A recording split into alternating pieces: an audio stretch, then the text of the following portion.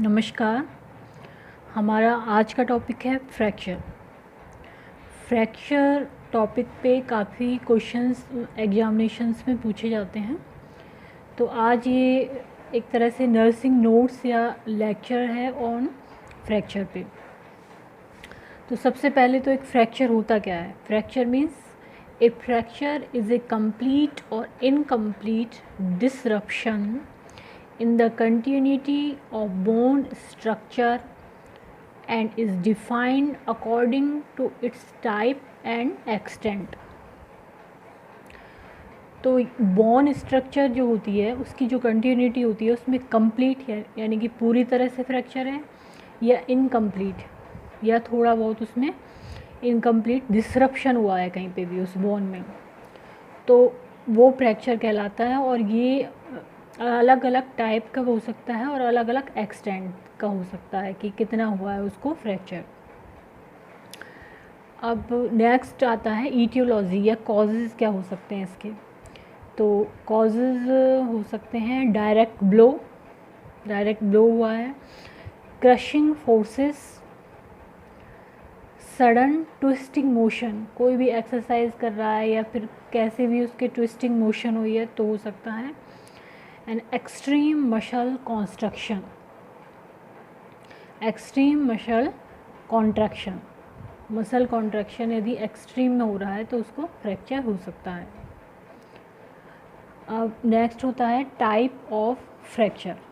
तो टाइप इसके तरह अलग तरह के होते हैं, अलग तरह तरह के। तो पहला है क्लासिफाइड बाय लोकेशन, कि किस जगह पर हुआ है उस हिसाब से। तो प्रॉक्सिमल, मिडशाफ्ट या फिर डिस्टल, ये 3 हो सकते हैं लोकेशन के। नेक्स्ट है डिग्री ऑफ ब्रेक, यानी कितनी डिग्री पर उसमें ब्रेक हुआ है। तो ग्रीन स्टिक फ्रैक्चर ये कहलाता है एक तरह से पार्शियल फ्रैक्चर, यानी पूरी बोन में नहीं होकर के पार्शियली होता है ग्रीन स्टिक फ्रैक्चर। और ये green stick fracture mainly children's में होता है। नेक्स्ट आता है एक क्लोज फ्रैक्चर। क्लोज फ्रैक्चर का मतलब है सिंपल फ्रैक्चर। क्लोज फ्रैक्चर को सिंपल फ्रैक्चर भी कहते हैं। Doesn't cause a break in skin, यानी स्किन पे हमें महसूस नहीं होता और अंदर क्लोज होता है वो फ्रैक्चर। नेक्स्ट होता है an open fracture. Open fracture को हम कंपाउंड और कॉम्प्लेक्स फ्रैक्चर भी कहते हैं। ओपन फ्रैक्चर में स्किन और म्यूकस मेम्ब्रेन भी अफेक्टेड होती हैं। स्किन से हम पता कर सकते हैं कट से कि यहाँ पर स्किन में भी हुआ है और बोन्स तक वो पहुँचा है। स्किन और mucous membrane wound extend to the fractured bone. अब आता है next comminuted fracture. Comminuted fracture का मतलब है कि हैज़ मोर देन 2 फ्रैगमेंट्स, यानी बोन के 2 से ज़्यादा फ्रैगमेंट्स हुए हैं तो इसको हम कहते हैं कम्युनिटेड फ्रैक्चर। एंड 6th वन है intra articular fracture, extend into the joint surface of A bone, यानी जॉइंट जहाँ पर होते हैं बोन आपस में जुड़ी रहती हैं वहाँ तक उसका एक्सटेंड हो सकता है तो उसको कहते हैं हम इंट्रा आर्टिकुलर फ्रैक्चर। और भी कई तरह के फ्रैक्चर होते हैं, जैसे पैथोलॉजिक फ्रैक्चर, शरीर में कैल्शियम की या किसी भी चीज़ की कमी है तो pathologic fracture. Spiral fracture, stress fracture, transverse, oblique, किस तरह की वो उसमें हुआ है फ्रैक्चर। इम्पैक्टेड, एपिफाइशियल, डिप्रेस्ड, कंप्रेशन, इस तरह से डिफरेंट टाइप्स ऑफ फ्रैक्चर होते हैं, लेकिन जो इम्पॉर्टेंट होते हैं वो यही होते हैं: open fracture, close fracture, comminuted fracture और इंट्रा आर्टिकुलर फ्रैक्चर। तो ये हो गए टाइप। क्लोज फ्रैक्चर या सिंपल फ्रैक्चर में केवल अंदर ही फ्रैक्चर होता है, बाहर से वो स्वेलिंग दिखाई देती है। कम्युनिटेड फ्रैक्चर में काफ़ी सारे फ्रैगमेंट्स हैं, इससे पता चलता है कि ये कम्युनिकेट फ्रैक्चर है। नेक्स्ट है ओपन या फिर कंपाउंड फ्रैक्चर। ये बोन जो है वो स्किन से बाहर निकल रही है, मीन्स ये ओपन है, और कंपाउंड फ्रैक्चर भी बोलते हैं इसको। नेक्स्ट है इनकम्प्लीट फ्रैक्चर। इसमें पूरी बोन फ्रैक्चर नहीं है, केवल हाफ है फ्रैक्चर, इसलिए सो इनकम्प्लीट बोला है। नेक्स्ट है स्पाइरल फ्रैक्चर। इसमें ये स्पाइरल शेप है फ्रैक्चर की, कॉइल टाइप है ये, इसलिए इसको स्पाइरल फ्रैक्चर कहते हैं। कंप्रेशन फ्रैक्चर में जैसे कि ये वर्टिब्रा है, उसमें कंप्रेशन की वजह से यहाँ पर फ्रैक्चर हो गया है, तो इसको कहते हैं कंप्रेशन फ्रैक्चर। ये कुछ कॉमन फ्रैक्चर हैं जिसमें सभी तरह के फ्रैक्चर शामिल हैं। प्रॉक्सिमल और डिस्टल ये दिखाया गया है, जो दूर है वो डिस्टल है बॉडी से। और ये है क्लोज रिडक्शन, इसमें अलाइनमेंट में लाई जा रही है बोन को। नेक्स्ट पॉइंट है clinical manifestation, means sign and symptoms. तो सबसे पहला है pain. Pain causes by muscle spasm, क्योंकि बोन में फ्रैक्चर होता है तो वहाँ पर मसल स्पाज्म होती है, उसकी वजह से पेन होता है। दूसरा है लॉस ऑफ फंक्शन, यानी जिस पार्ट में फ्रैक्चर हुआ है वहाँ पर फंक्शन लॉस हो जाते हैं due to bone and muscle integrity disturb, क्योंकि हमारे जैसे हाथ है या पैर है उसकी जो मोबिलिटी होती है वो किस वजह से होती है, बोन और मसल्स की वजह से। तो यदि वो ही प्रॉपर फंक्शन नहीं कर रहे हैं तो लॉस ऑफ फंक्शन होगा। नेक्स्ट है डिफॉर्मिटी, डिस्प्लेसमेंट, एंगुलेशन और rotation of fragments causes deformity cause करता है ये। नेक्स्ट है shortening, because of the compression of fracture bone, क्योंकि फ्रैक्चर बोन का कंप्रेशन होता है तो शॉर्टनिंग हो जाती है उस पार्ट की। And crepitus, crepitus means crumbling sensation when the extremity is gently palpated. जब हम उस एक्सट्रीमिटी को जेंटली पैल्पेट करते हैं तो वहाँ पर क्रम्बलिंग सेंसेशन होता है। Cause by rubbing of the bones fragments against each other, क्योंकि वहाँ पर जो बोन फ्रैगमेंट्स बन जाते हैं वो आपस में रब करते हैं, इसकी वजह से क्रेपिटस फील होता है। 6 है लोकलाइज्ड एडिमा एंड एक्कीमोसिस। ये क्या है? As a result of trauma and bleeding की वजह से वहाँ पर उस टिश्यूज़ में क्या हो जाते हैं, एडिमा हो जाएगा और एक्कीमोसिस हो जाएगा। नेक्स्ट आता है इसका इमरजेंसी ट्रीटमेंट क्या करेंगे फ्रैक्चर का। तो सबसे फर्स्ट पार्ट होगा इसका immobilisation to prevent movement of the fracture fragment. Splint करते हैं उसको, स्प्लिंटिंग करते हैं, वो उसका भी फंक्शन इमोबिलाइजेशन है। नेक्स्ट है न्यूरोवेस्कुलर स्टेटस चेक करना, distal to the injury should be assessed both before and after splinting। जब हम स्प्लिंट कर रहे हैं उस पार्ट को, उससे पहले और उसके बाद दोनों वक्त उसको न्यूरोवेस्कुलर स्टेटस को चेक करते हैं to determine the adequacy of peripheral tissue perfusion and nerve function. वहाँ की पेरिफेरल टिश्यू परफ्यूजन कैसा हो रहा है इसको चेक करते हैं इसके थ्रू हम, और नर्व फंक्शन कर रही हैं प्रॉपर या नहीं, इसके लिए हम न्यूरोवेस्कुलर स्टेटस चेक करते हैं। नेक्स्ट है cloth removed first from uninjured side, पहले जहाँ इंजरी नहीं है वहाँ से क्लॉथ रिमूव किया जाता है, then from the injured side. तो ये हो गया इमरजेंसी मैनेजमेंट। अब इसका मेडिकल मैनेजमेंट ऑफ फ्रैक्चर क्या होगा। तो मेडिकल मैनेजमेंट में है फर्स्ट रिडक्शन मीन्स जो बोन फ्रैक्चर हुई है उसको वापस अपनी जगह पर लेके आना, उसको अलाइनमेंट में लेके आना। तो fracture reduction refers to restoration of the fracture fragment to anatomic alignment and positioning. जो उसकी एनाटॉमिक अलाइनमेंट है नेचुरल, उसमें उसको लेके आना। तो ये दो तरह से कर सकते हैं हम, एक तो क्लोज रिडक्शन करते हैं और एक करते हैं ओपन रिडक्शन। क्लोज रिडक्शन में क्या है, bringing the bone fragments into anatomic alignment through manipulation and manual traction, यानी मैनुअल हाथ के प्रेशर से या ट्रैक्शन से उसको अलाइनमेंट में लाते हैं।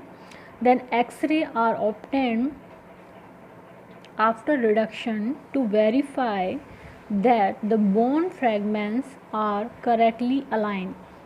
उसके बाद हम एक्सरे करते हैं जिससे हमें पता लगता है कि ये बोन प्रॉपरली रिडक्शन हुई है, यानी अलाइनमेंट में आई है या नहीं। उसके बाद हम एक्सरे से पता लगाते हैं। सेकंड, ओपन रिडक्शन में क्या है, थ्रू ए सर्जिकल, ओपन कोई होगी तो उसमें सर्जिकल अप्रोच यूज़ करेंगे। उसमें इंटरनल फिक्सेशन डिवाइसेस हैं, जैसे मेटेलिक पिन्स हैं, वायर्स हैं, स्क्रूज, प्लेट्स, नेल्स और rods inserted through the bony fragments or directly into the medullary cavity of the bone. Next है immobilization।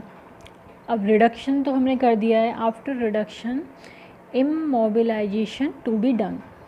immobilization by external और internal fixation से करते हैं। तो एक्सटर्नल फिक्सेशन मतलब बाहरी तरह से फिक्सेशन इंक्लूड बैंडेज लगाएंगे, cast, splints, continuous traction and external fixators, ये सब यूज़ करते हैं एक्सटर्नल फिक्सेशन के लिए। Then maintaining and restoring function के लिए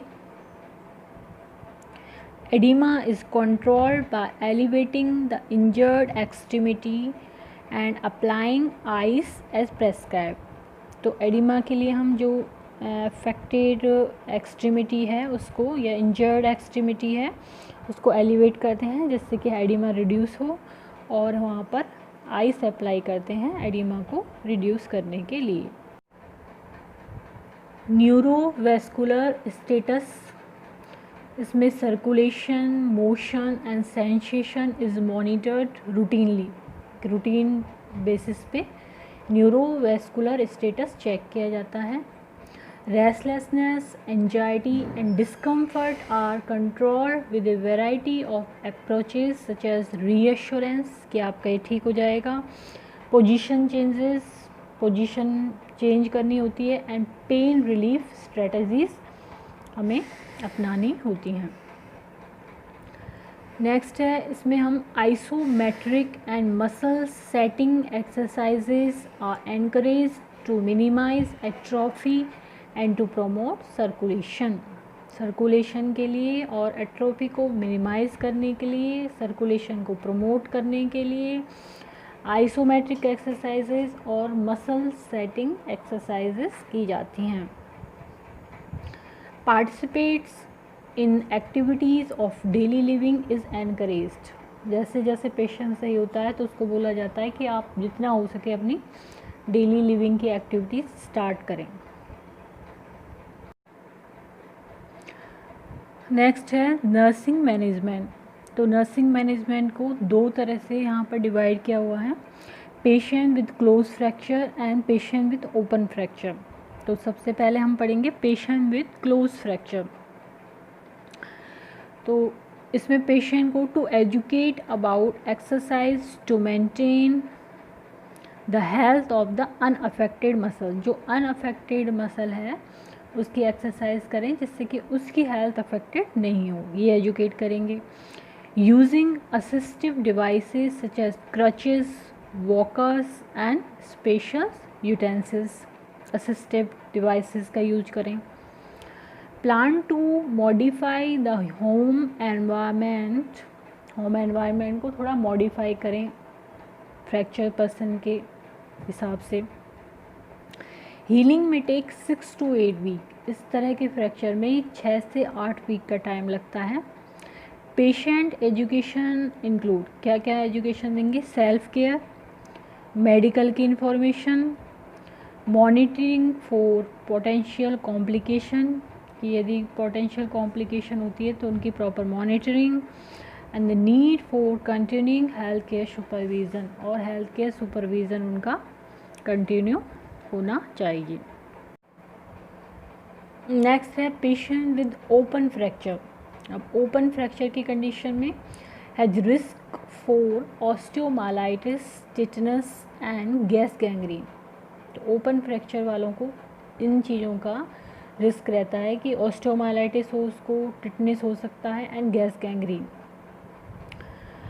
IV एंटीबायोटिक्स दिए जाते हैं उनको, IM TT इंजेक्शन दिया जाता है, wound irrigation and debridement, removal of the tissue and foreign material. Debridement means removal of tissue and foreign material, और वुंड इरिगेशन, वुंड को क्लीन करते हैं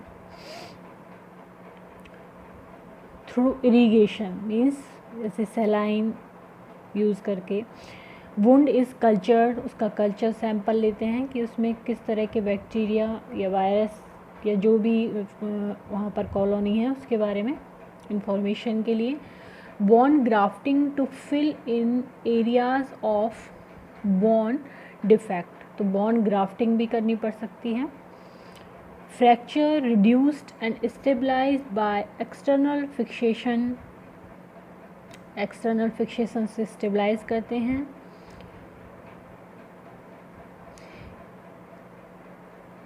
Then contaminated wounds are left unsutured and treated with vacuum assisted closures VAC to facilitate wound drainage।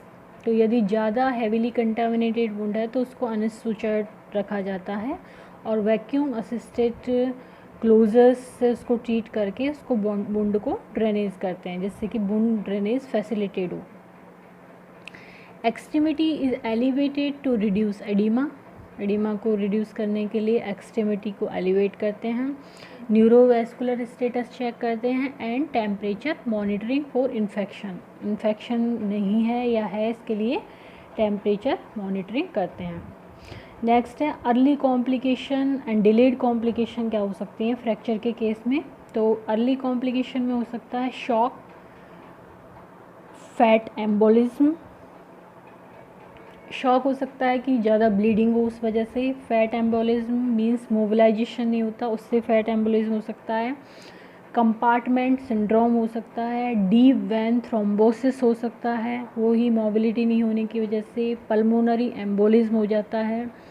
जबकि delayed complication में क्या हो सकता है, डिलेड यूनियन, वो फ्रैक्चर काफ़ी टाइम लेता है यूनियन के लिए, या फिर नॉन यूनियन एंड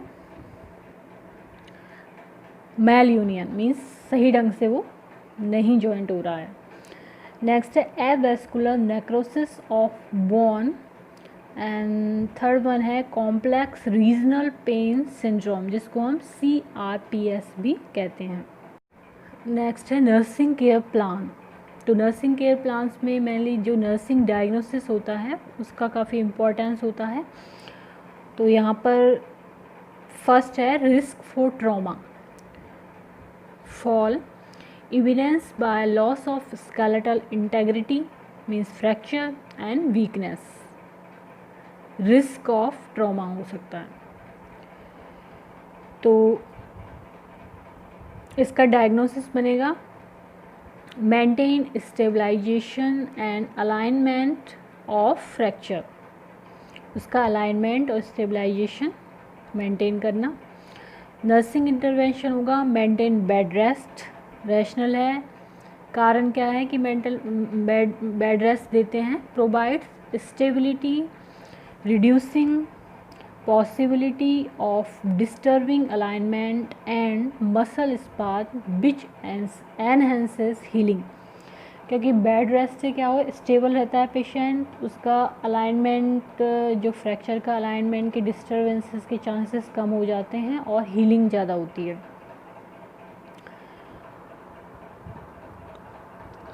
नेक्स्ट है place patient on orthopaedic bed पे उसको पेशेंट को लिटाना चाहिए। इसका कारण है कि सॉफ्ट और रैगिंग बेड में डिफॉर्म ए बेड प्लास्टर, जो बेड प्लास्टर है उसको वो डिफॉर्म कर सकता है, सॉफ्ट और सैगिंग बेड। नेक्स्ट है support fracture site with pillows. जो फ्रैक्चर साइट है उसको पिलो से सपोर्ट करना चाहिए। इसका कारण क्या है? प्रिवेंट अननेसेसरी मूवमेंट, जिससे कि वो अननेसेसरी मूवमेंट से बचे। नेक्स्ट है use sufficient personal for turning. Turning के लिए प्रॉपर पर्सनल्स का नंबर्स का यूज़ हो, जिससे कि ये इजी हो और स्मूथली हो। दूसरा डायग्नोसिस है acute pain related to movement of bone fragment, edema and injury to the soft tissues। कि जो acute pain है उसके लिए होगा ऑब्जेक्टिव हमारा एक तरह से टू रिड्यूस पेन। इसके लिए नर्सिंग इंटरवेंशन क्या यूज़ करेंगे? Maintain immobilization of affected part by means of bed rest. Bed rest से पहले इमोबिलाइजेशन करेंगे, कास्ट से, स्प्लिंट से एंड ट्रैक्शन से। Elevate and support injured extremity. इसका एक ही कारण है कि जिससे कि वीनस रिटर्न प्रमोट हो और एडिमा डिक्रीज हो और पेन रिड्यूस हो। देन है प्रोवाइड अल्टरनेटिव कंफर्ट मेजर्स, जैसे कि मसाज, बैक रब, पोजीशन चेंजेस। इससे क्या होता है? अल्टरनेटिव कंफर्ट मेजर से इम्प्रूव जनरल सर्कुलेशन, इससे इम्प्रूव होता है। नेक्स्ट होगा एनाल्जेसिक्स, और ये मोस्ट इम्पॉर्टेंट है पेन के लिए। तो इसमें हम narcotics and non narcotics analgesics use कर सकते हैं, जैसे कि मॉर्फिन, मेपेरेडिन, डेमेरोल, जिसको डेमेरोल भी बोलते हैं, NSAIDs, मसल रिलैक्सेंट, डाइजेपाम, फ्लेक्सरिल। इनका रैशनल तो सबको पता ही है कि ये रिड्यूस पेन करते हैं और मसल स्पाज्म को भी कम करते हैं। नेक्स्ट एंड लास्ट इम्पोर्टेंट इसका डायग्नोसिस है risk for peripheral neurovascular dysfunction. तो पेरिफेरल न्यूरोवेस्कुलर डिसफंक्शन का रिस्क रहता है इसमें, तो due to related to interruption of blood flow, क्योंकि ब्लड फ्लो का इंटरप्शन हो सकता है फ्रैक्चर की वजह से। तो इसका होगा टू मेंटेन टिश्यू परफ्यूज़न। हमारा ऑब्जेक्टिव होगा to maintain tissue perfusion as evidence by palpable pulses, skin warm, normal sensation, stable vital signs. ये सब नॉर्मल हो तो इसके लिए नर्सिंग इंटरवेंशन है remove jewellery from affected limb. जो अफेक्टेड लिम्ब है वहाँ से ज्वेलरी हटाएंगे हम। Evaluate presence and quality of peripheral pulses by palpation और डॉपलर, उसको चेक करेंगे पेरिफेरल पल्सेस को। Encourage patient to routinely exercise digits and joints distal to injury. जो भी जॉइंट्स हैं या डिजिट्स हैं इंजरी से डिस्टल, उनकी रूटीनली एक्सरसाइज हो और मॉनिटर वाइटल साइंस। तो ये फ्रैक्चर से रिलेटेड उसकी etiology, clinical manifestation and medical management, nursing management और इंक्लूडेड इन दिस टॉपिक। तो यदि ये वीडियो आपको पसंद आता है तो इसको लाइक करें, सब्सक्राइब करें, कमेंट करें एंड शेयर करें। Thank you.